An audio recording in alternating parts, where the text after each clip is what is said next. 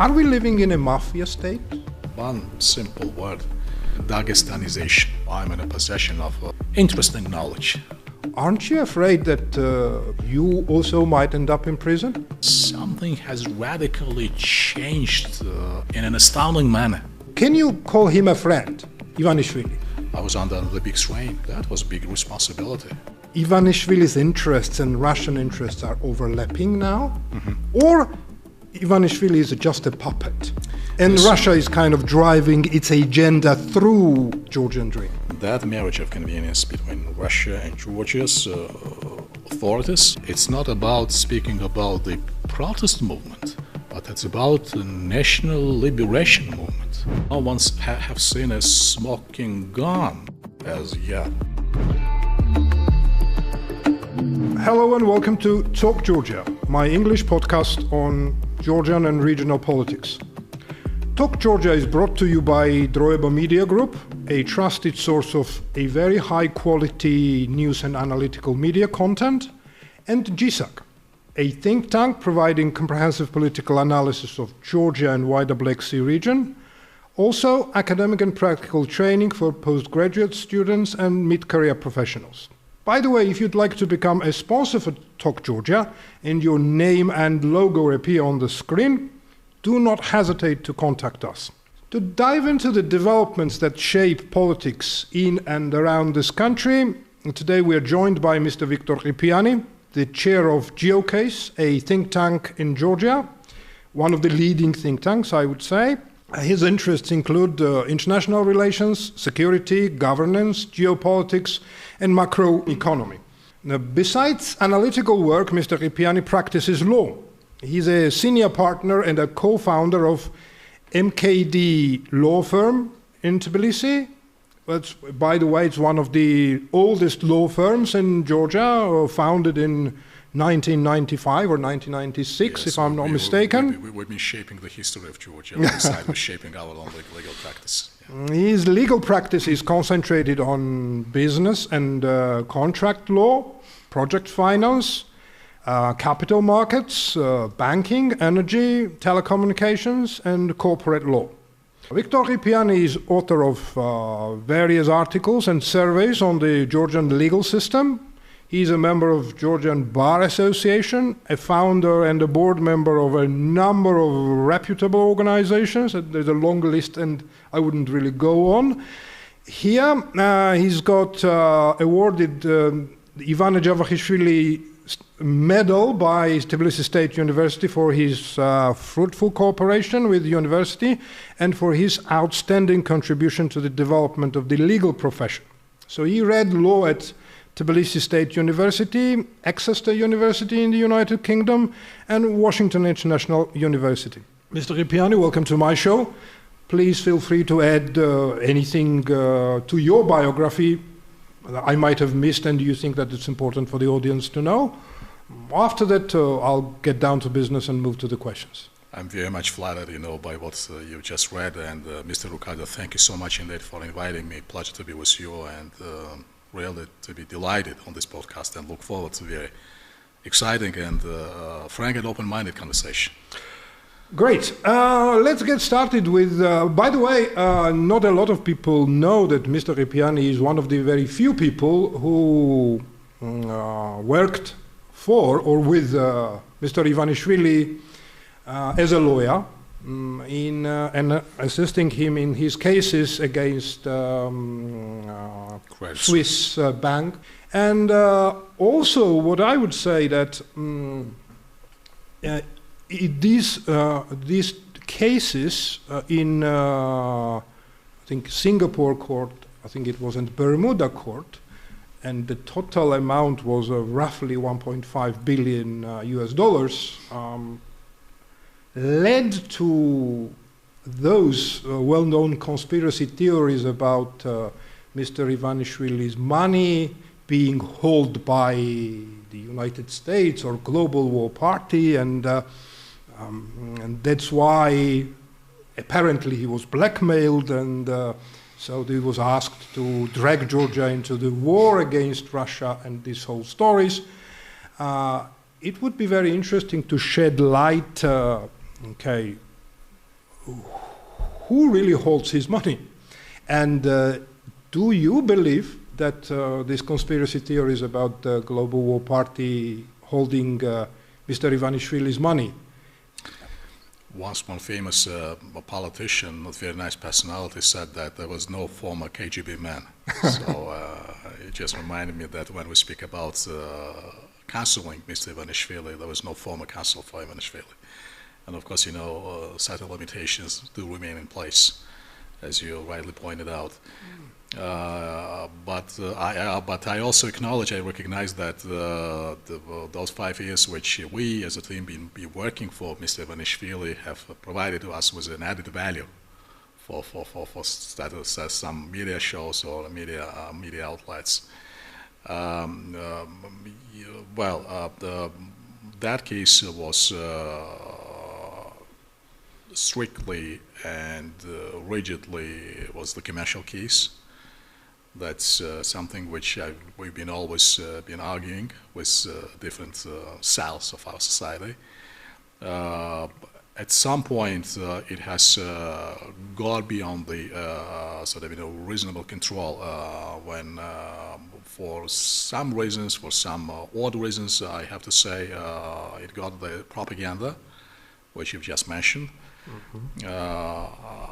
I said a few times on different public, in the course of different public conversations, that each time we've been preparing a public comment or a press release on the case, on the developments around the case, you mentioned Singapore, you mentioned Bermuda. There were different other ramifications. Just in a few words, there were one peel of the case which was related to the court law cases, and there was another which was about getting an access to the trustees' accounts. Mm-hmm. And that was not less important. That's where from this connotation of the de facto factual sanctions came out. On every single case, when we've been preparing press release, there was a struggle over a single word. not to go beyond the legalese, keep within the framework of legalese, and not to inflate any assessments or remarks and providing them with some political flavor. That was a hard job. That was a very hard job. That was always a challenge. And sometimes we were successful to keep within the framework, and sometimes we were not, because when you work under the instructions of a client, especially such an important client, you have to hear, you have to listen to him. But at some point, I agree that different political camps and political circles started using that case for some, let's put it, very awkward objectives. And that's where the references to global war party. There was no deep state at that stage, on that stage yet. Mm-hmm. The concept of the deep state came out a little bit later. But the global war party showed up or popped up when we've been working for Mr. Ivanishvili. Mm-hmm. Of course, our advice has always been to keep the script of the case, that the case had to be decided in the courtrooms, mm-hmm. but not on the political field. But different spokespeople for Georgian Dream, then later on the party called the People's Force. Mm-hmm. They've started using the case for domestic purposes and for non-domestic purposes. So to cut the story short, yes, that was the case with different implications, legal, geopolitical, politically, domestically, with security implications. All in all, we've always been aware that we've not been working for an ordinary client, mm-hmm. but someone whose role and presence and posture for Georgian, in the context of Georgian domestic politics and international politics, has been very important. That being said, of course, that case provided our team and me personally with a good feedback, with a good insight on different topics mm-hmm. in the field of law and beyond the field of law.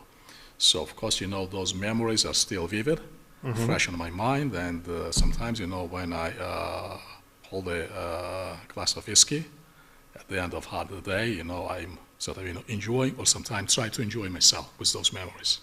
First thing is that I think it was Ivanishvili himself who moved this case from legal into the political field, because this is what he was really doing. In fact, that, well, he said that, well, okay, you owe me money. I have Georgia as a captive, or as a, I don't know, my hostage, and unless you give me my money, I can do to this captive whatever I want. This is what his policies have been until now, sadly. Again, okay. since we've left the ship, since we've left the ball, there were some follow-up statements by Mr. Ivanishvili. Those statements went even deeper into that conspiracy theories or political reasoning or rationale or geopolitical rationale behind the case.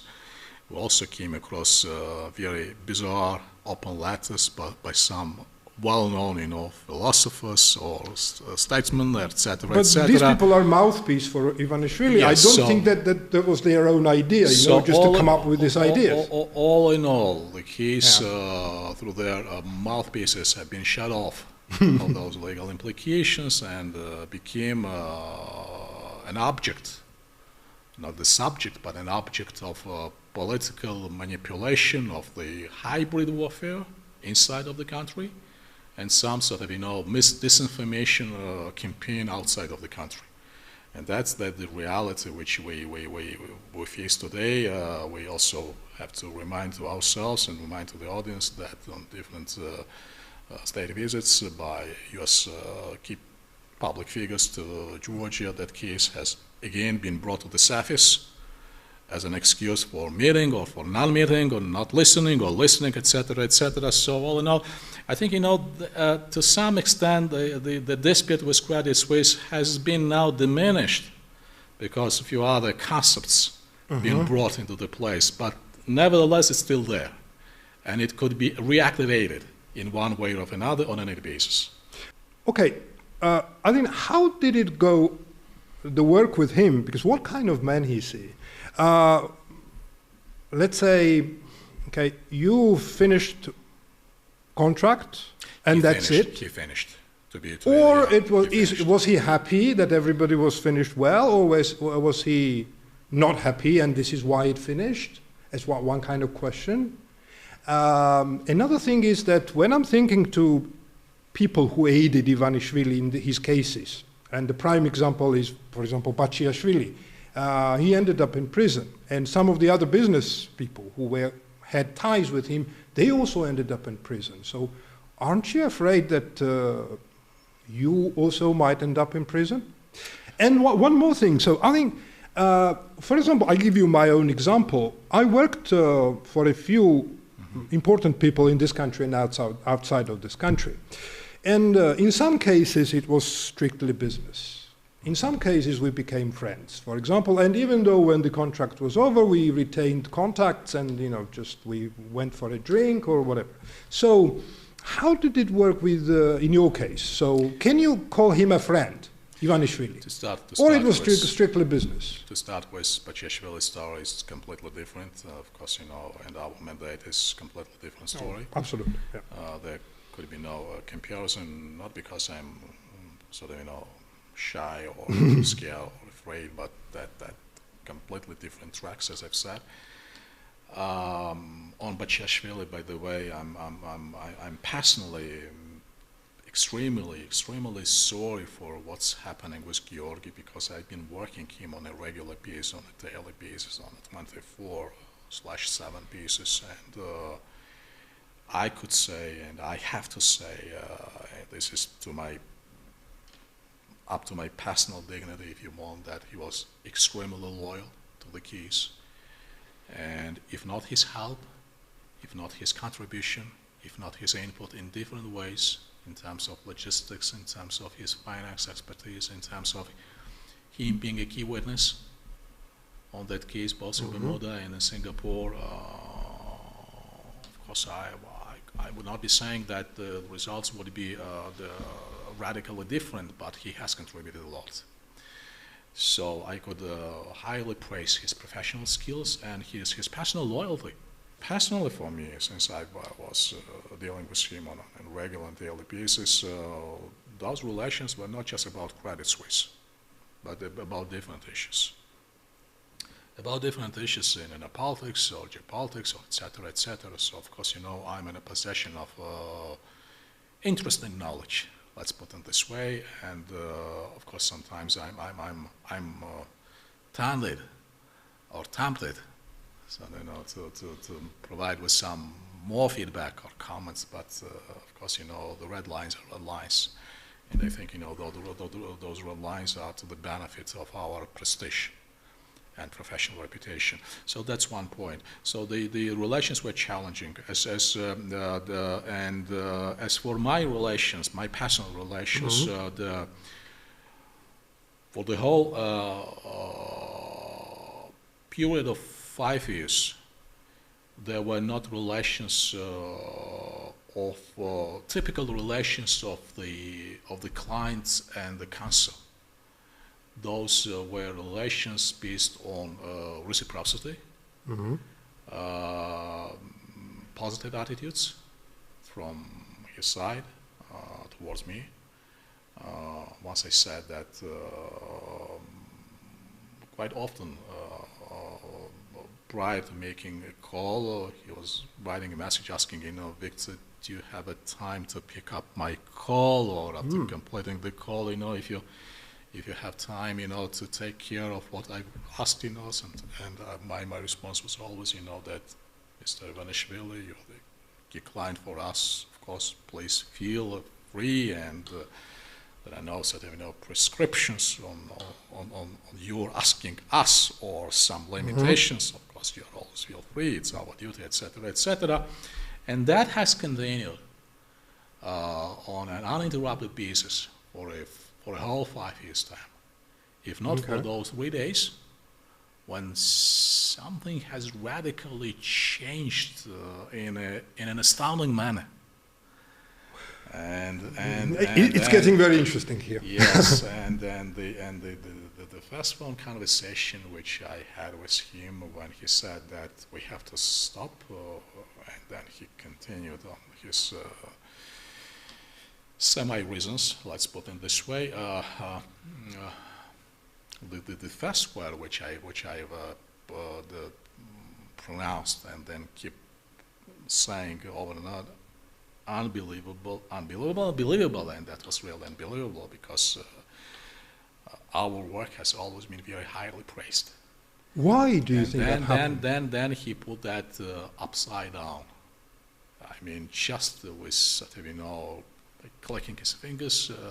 I'm not aware, listen, I have my own understanding, what happened. Well, that would be very interesting to hear. I have my understanding. I won't be. I can't expand on that understanding, but all I could say that obviously, an environment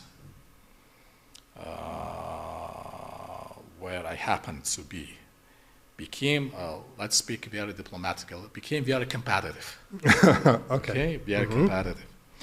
And I think, those regular communications with him, and people were familiar around him that we've not been communicating just on the Credit Suisse, but on different other topics, and those relations became very intimate.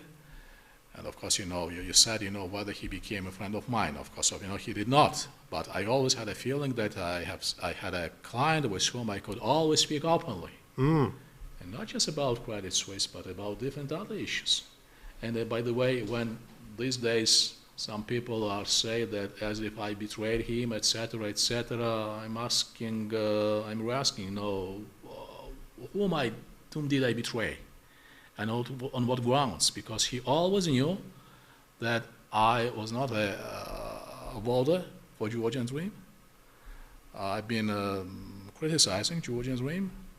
I've been saying some other things, which I won't be disclosing even in the course of this podcast, but Sure. I've always been open in my statements. And he always knew that conceptually I've been belonging to a different camp.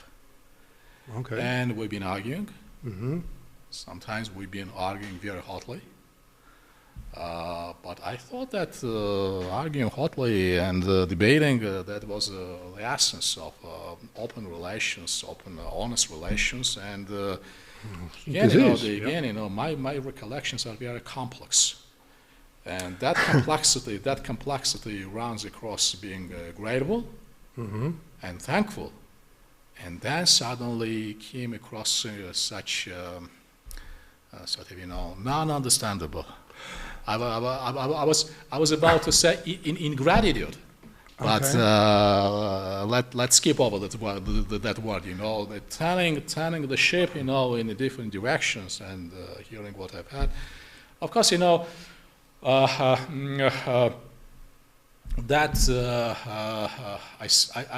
still, to be honest, I still keep, some negative feelings as a result, because we've been investing very heavily, not just time-wise, but psychology-wise and health. That case been consummating much of my efforts and physical efforts, not just intellectual efforts. And again, I would restrain myself to touching on some personal details, but that What do you mean by physical efforts? I was under the big strain. That was big responsibility. And that was extremely big responsibility on my shoulders. First of all, the case itself, was a big architecture. And there were different teams across different jurisdictions, so you have to be in touch with all of them, addressing inquiries, then communicating the client, then communicating from the client to them, and being a legal counselor, being a manager, being on the logistical side, being a psycho counselor, if you wish. That was the myriad of our function, and that was not easy. And then, Georgi, as you said, when those inappropriate connotations have popped up, of course, the case became even more challenging. And the war in Ukraine has started. It has brought, its own strata of complications. So it was not a typical role of a typical counsel, trust me. And that being said, witnessing that end, which we have witnessed, everything ends, at some point. But ending that in the context of, as it happened, of course, I have my own personal reservations and my own personal emotions and feelings. Okay, let's move to the current affairs. What is happening around us? For example, a few days ago, we heard that the husband of one of the biggest opposition parties was kidnapped and was forced to record a video apologizing for something he did 8 years ago, and he did already apologize for that.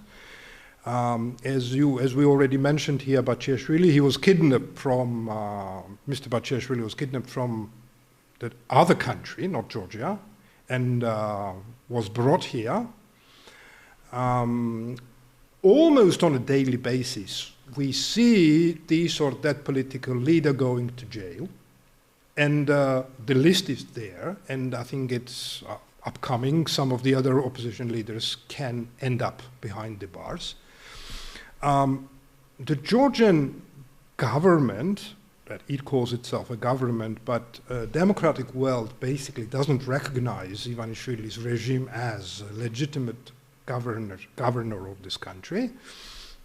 I can continue forever. For example, let's say Mr. Kobakhidze, GD Prime Minister, he praises China as a model country, and at the same time he wants to settle relations with the US and start from a clean slate.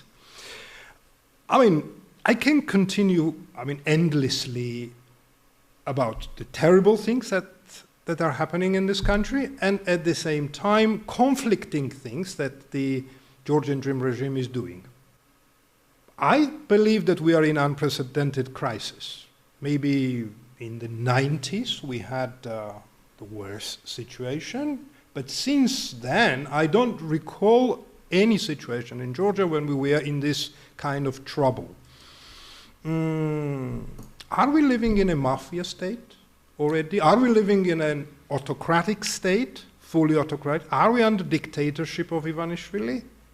Mm-hmm. And what is the way out of the situation? I don't know, that's a lot of questions altogether, but we've got plenty of time, just to go through that.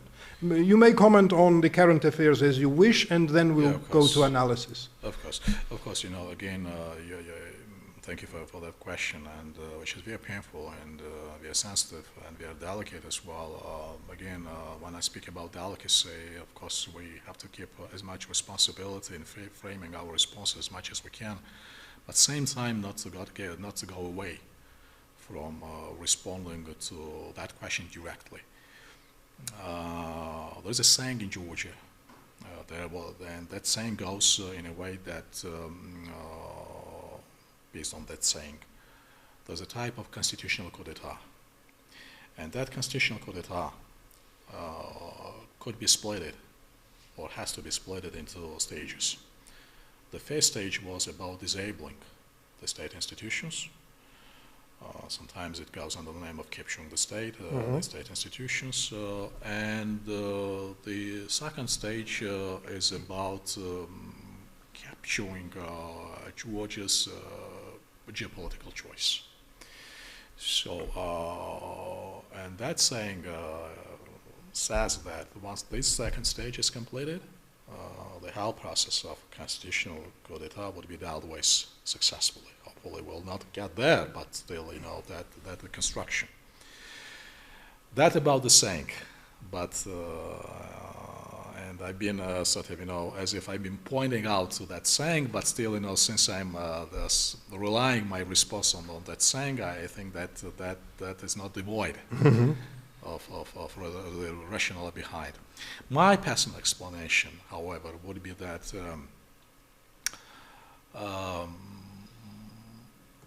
you mentioned mafia state, okay?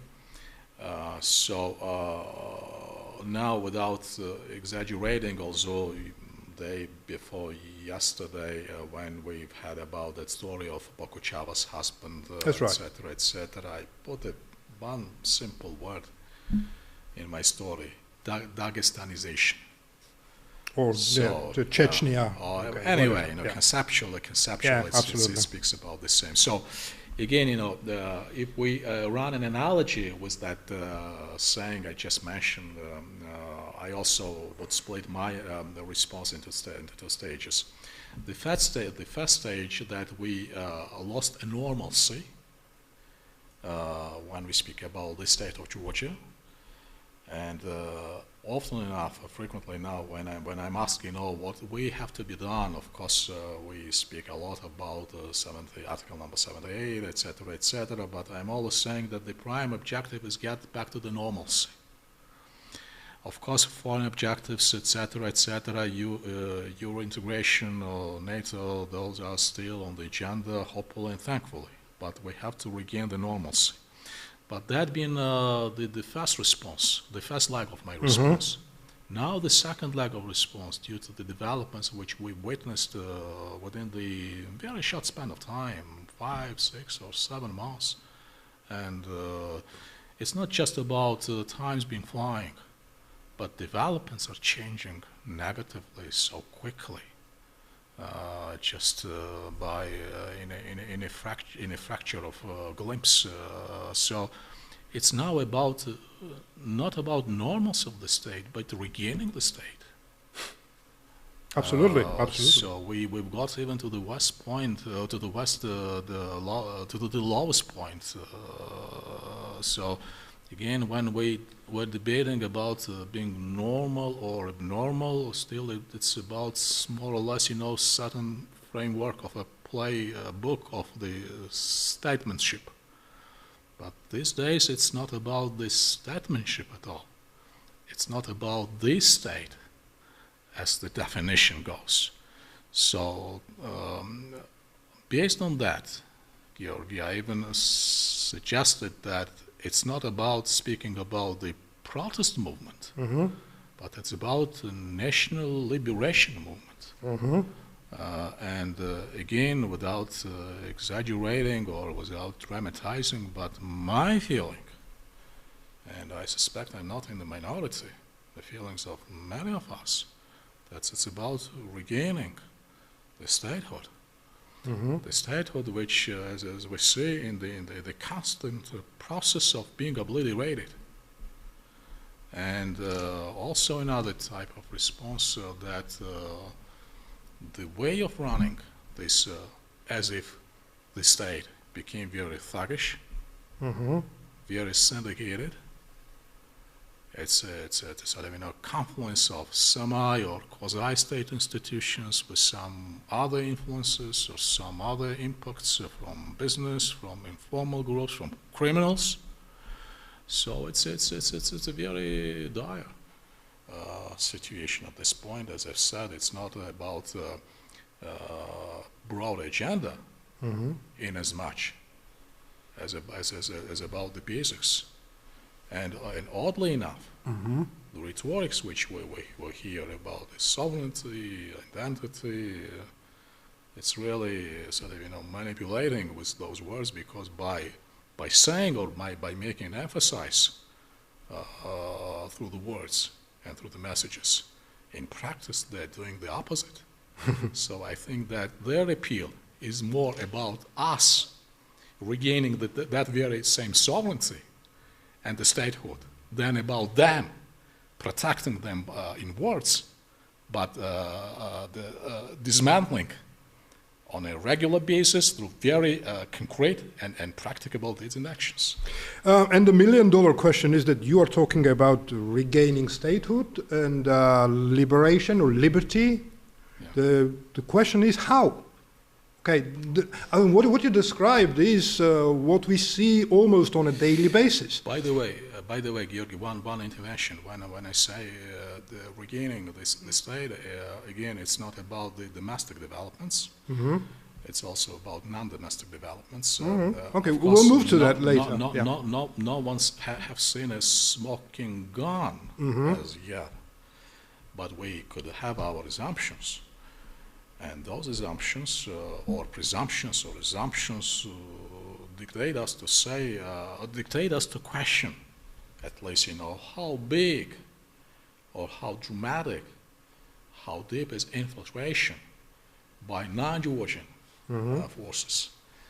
And that, actually, if it's about capturing the state, my fear that it's not being captured from inside these days as being captured from outside.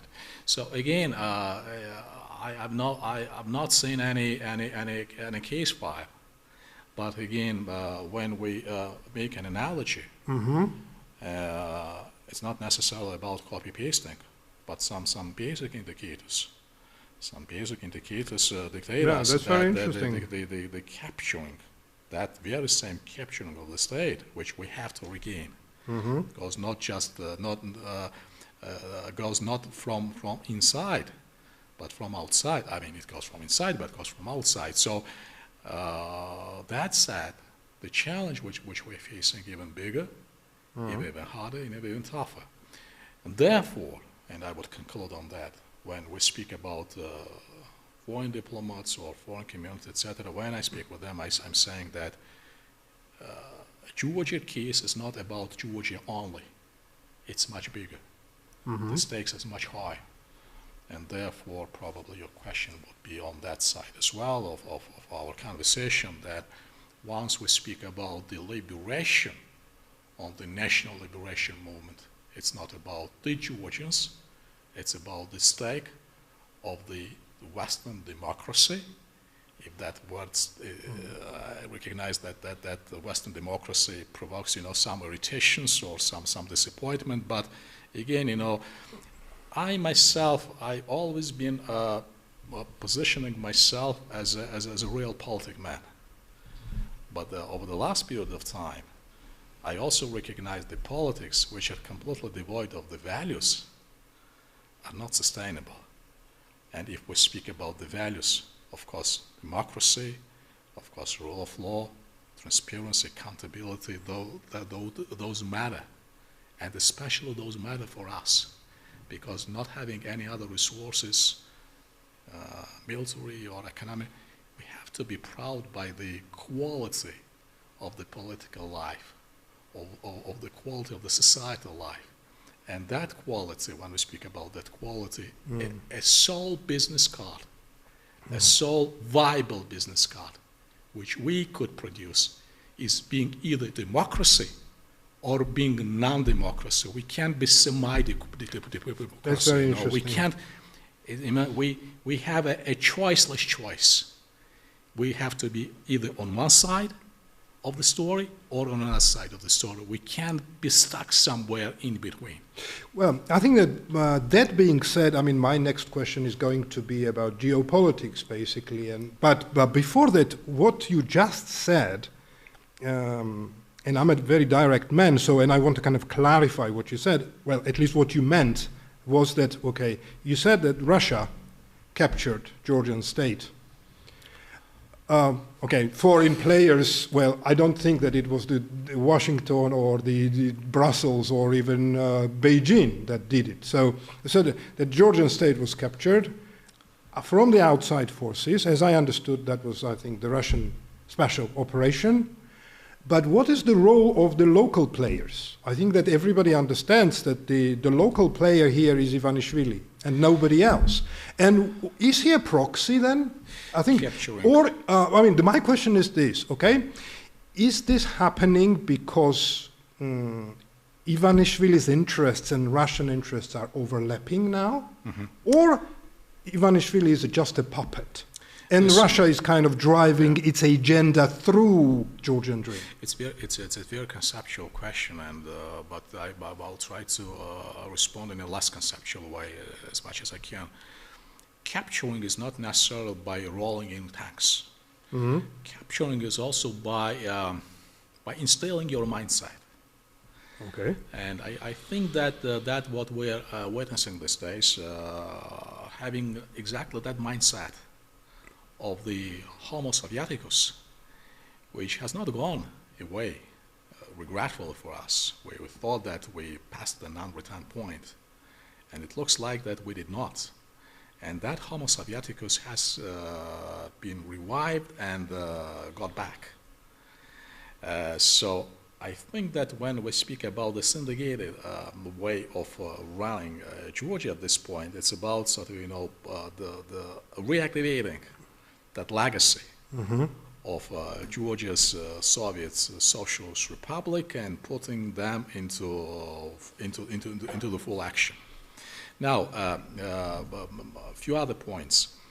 When I said that I've not seen a smoking gun, but there is also another the widely contested concept about marriage of convenience. And I think that what we see these days, it's about marriage of convenience. That marriage of convenience between Russia and Georgia's authorities, or de facto authorities, go along the following lines. Russia always very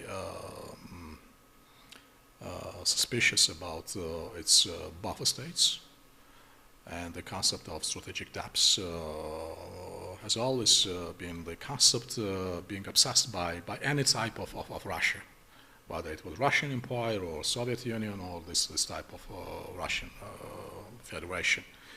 So on another side, and on another side, it's about the Georgian Dream squeezing out the Western Matrica from Georgia, and squeezing out the Western Matrica is about saying no to accountancy, transparency, proper election, etc., etc. So I think those two interests, in the context of the marriage of convenience, they very much neatly coincide with each other.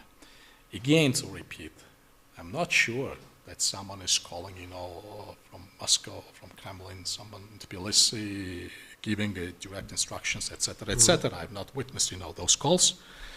I've not witnessed, any Fazbaz man sitting, at the module or anywhere else and giving instructions. But that marriage of convenience these days is very much on the surface. And I think, it is not contested that that alignment of interests by Georgian Dream and by the core team of the Georgian Dream, or semi-Georgian Dream, or semi-syndicate, and the Kremlin, they very much in alignment with each other. So I think, that is very obvious, and also, as you said, someone's being a proxy for Kremlin or anyone else. Again, I was a proviso, and there was a caveat that at this point, as we speak, we don't have anything tangible in our hands, although I also keep saying that let us be prepared that the history will present us with some unpleasant pages of the histories nowadays, but that marriage of convenience works very, very, very, very smoothly, very neatly. It's not a big relief for us. It's not a big consolation whether the reality which we're facing is due to one consequence or another consequence, but again, that's where we are. So I think, the stakes these days, when I said that the Georgia stories is bigger than the Georgia is, it's about not just about the politics inside of Georgia, but it's about new balance of powers in the region. It's about new geopolitical landscape. It's about the values on the Western side, because the West has always been proud of its values, alongside with its economic might or military might, etc., etc. It's also another challenging point how much the West is struggling these days with the values-driven policy. But I think, our key point of appeal when we're speaking to the Western partners should be very much based on the alignment of interests, but also alignment of values. And being successful in Georgia would have a ripple effect beyond Georgia. Being non-successful in Georgia and having a failure in Georgia would equally have a ripple effect. So I think, we should be very, very more articulated in terms of presenting all the stakes of either being successful or being unsuccessful. Let's zoom out a little bit now, and exactly what you're saying, I agree with you that the values and inclination to become a democracy was Georgia's biggest selling point over the years towards our Western partners, and Georgia's will to be part of a democratic camp. Because again, when you look at that, since early 2000s, when Shevardnadze declared that Georgia wants to become part of NATO, etc., and then we had Rose Revolution, and so the very pro-Western, reform-minded, the government. I think since then it was clear, not only to me but to a lot of people, that Georgia's direction was clearly Euro-Atlantic, pro-Western, and even though it has never been a proper democracy, Georgia was making progress on that path. And I've dedicated all my professional life to this idea that the one day Georgia will become a full democracy, the proper part of the Euro-Atlantic world, and then that I would call a mission. And when that has been completed, I would say that, well, that's time to retire now, because we are now on the safe side, truly. But, and I believe even though Georgia had other advantages compared to some of the other countries, we can say that we are an energy corridor, that is very important indeed. We are a trade route, which also can be very important, but none of them on their own were that important to attract particular attention from the West. So, my question to you is this. If Ivanishvili's regime succeeds in establishing dictatorship in this country, and I think that this is what they are trying to do, I'm not naive enough to believe that, at some point they will turn around and say that, okay, guys, we are going to take away all these repressive laws and we are going to hold free and fair elections and we want to go back to the NATO and EU aspirations, etc. I don't think it will ever happen because they back themselves in the corner in a way that there is no way back. But let's assume that they succeed in their endeavor and Georgia becomes an autocracy. Which is possible. I mean, Azerbaijan is an autocracy, Belarus is an autocracy. Of course, there are differences, but I'm not talking about this now. If this happens, how do you see Georgia's geopolitical role in the region, or will it have a role? And again, as you are saying that, well, what we see now, politics is becoming more black and white than it was before, and you have the democratic camp, you have autocratic camp, and the gray zone in between is becoming thinner.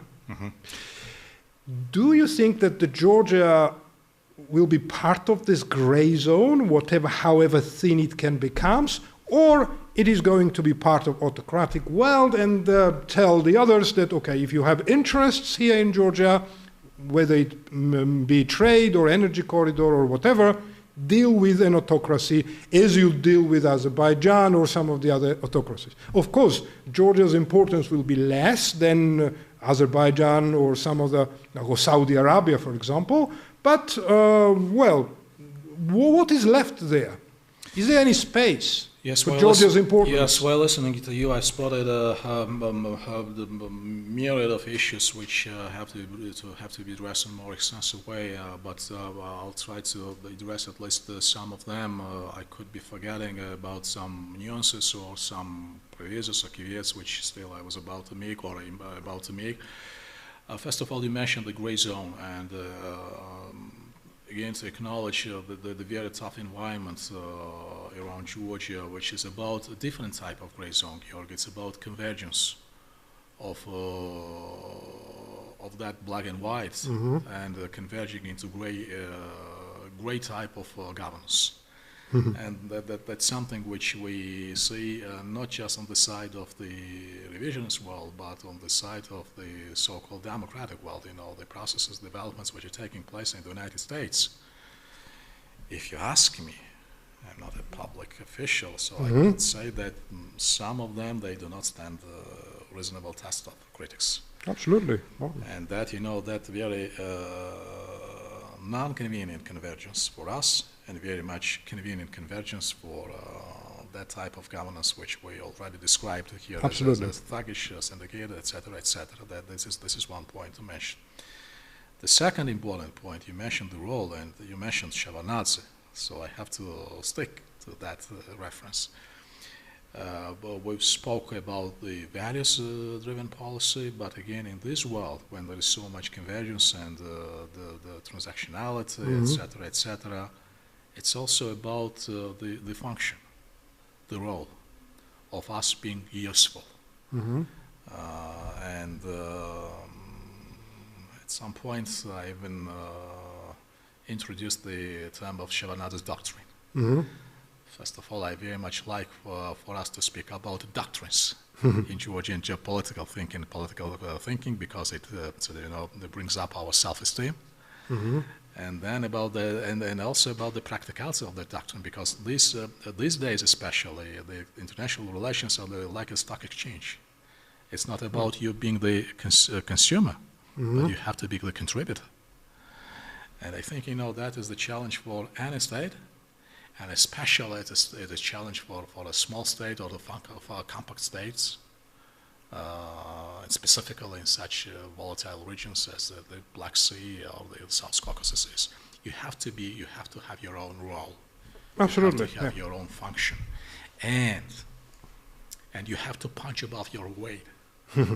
You have always been struggling, for maintaining that place. And although we mentioned on few occasions democracy, etc., but in my last writings, I'm using the word democracy less, but more frequently competitiveness and mobility. And again, if we look at the world in the perspectives of 10 years or 15 years from now, and if these developments which we're facing these days, would be developing even further, of course, we will face a world where just being liked or disliked because you're nice, etc., would not suffice anymore. So about having the function, about having the role, about being of use, I'm not saying to the global politics, but at least, to something which is more than just your national agenda is. And that's why I mentioned Shevardnadze and different pipes, etc., that was about putting Georgia on the map, on the regional map, and implanting Georgia's role into the broader picture. So, alongside with different other downs, which we see these days in Georgia with the current authorities, I'm also saying that my critical and my most principal point of dissatisfaction about them introducing mediocrity. And I think, that is even more critical, because for us, we have to be ambitious. It's not about doing something unreasonable, etc. Thinking about some unreasonable, but we have to be ambitious. We don't have a pleasure, we don't have a luxury. How can you be ambitious when one man captured the state? We don't have a comfort zone to placate ourselves with the thinking that something would eventually turn right into our favor. No. And I think, the mediocrity and making the Georgian politics as a type of commodity and merchandise for just two purposes: access to power and access to resources. And at the expense of those two objectives, turning your backs to the mobility of thinking, to competitiveness, to strategic vision, to always propagating that nothing about Georgia without Georgia, and we're ambitious, we're ready to contribute, etc. I think, that one of the worst consequences which Georgia Dream would eventually leave to us as its own legacy, and something which has to be addressed, has to be recovered. So I think, that is very, very, very unpleasant consequence, to put it mildly, which we're facing, and that downgrades the level of thinking, that downgrades, the political philosophy, that downgrades, the demand for grand visionarist politicians. And look, the stories which we are hearing these days, it's not about our ambitions, it's not about our geopolitical contribution or geoeconomical contribution, it's about the power. Either keeping the power, or grabbing the power, or having an access to the wealth, etc. So we became very much mercantilistic. In that respect. And once the state becomes such a Georgia becomes mercantilistic, it's one big step toward immobilizing your statehood, toward losing that competitiveness, and it's about the future of your own identity as well. Thank you very much. It was incredibly interesting. And just going back where hopefully it was not very much sophisticated, but I just tried to speak myself out, as I thought it would be. And coming back where we started, you said the phrase that there was one moment when something turned in Bidzina's head, and that radically changed everything. Was it Kobachidz's voice, you think? Well, I said that in relation to our mandate and our contracts, and I also said that I feel or to acknowledge that I've been acting in a competitive environment. Now you reminded me what I was about.